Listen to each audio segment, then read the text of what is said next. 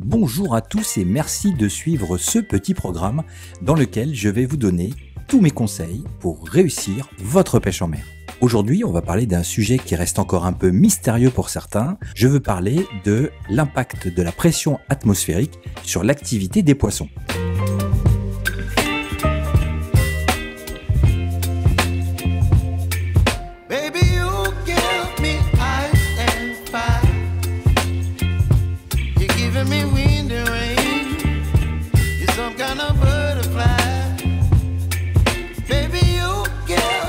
Que vous soyez pêcheur du dimanche ou passionné, cette information pourrait bien vous aider à mieux planifier vos sorties et améliorer vos prises.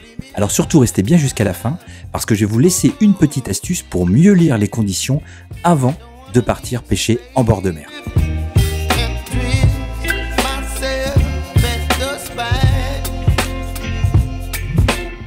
Pour commencer, essayons de comprendre ce qu'est la pression atmosphérique.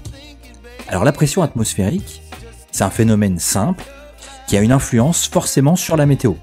Donc globalement, plus la pression est élevée et plus vous allez avoir un temps stable et ensoleillé, alors qu'à contrario, si la pression est faible ou basse, on risque d'avoir un temps instable et donc souvent lié à une météo plus déplorable. Mais ce qui est intéressant, c'est en quoi ça peut avoir une incidence sur nos amis les poissons. Essayons de comprendre ça tout de suite. Les poissons sont très sensibles à ces variations de pression atmosphérique.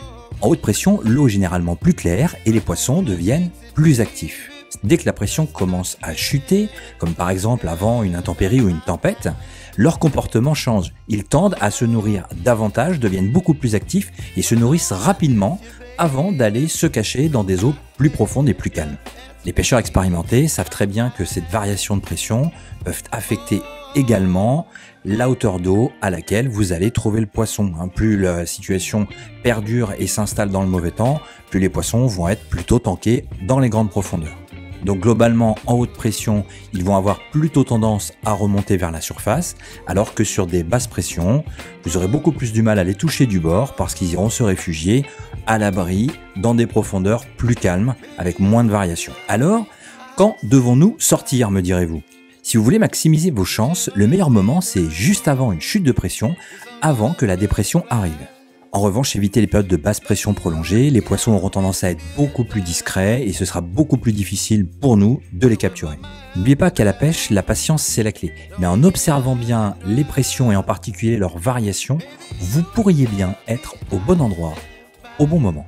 Évidemment, je le dis assez rarement, n'oubliez pas de vous abonner pour suivre l'activité de cette petite chaîne. Et puis surtout, dites-moi en commentaire si vous aussi, vous avez par le passé eu l'occasion d'observer des modifications de comportement en fonction de la pression atmosphérique. Voilà, je me ferai un plaisir d'échanger avec vous. Pour vous aider, je vous recommande quelques applications vous permettant de mieux suivre les variations de pression atmosphérique. Vous pouvez également vous munir chez vous d'un baromètre digital qui va à la fois vous afficher la pression actuelle et puis surtout les tendances à venir. Ça peut être très utile si vous habitez à proximité de la mer et que vous avez la possibilité de vous y rendre rapidement.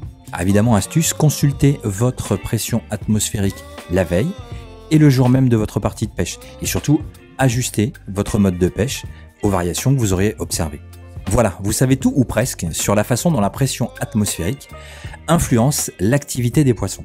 J'espère que tous ces conseils vous permettront de prendre beaucoup de poissons et surtout de vous amuser au bord de l'eau.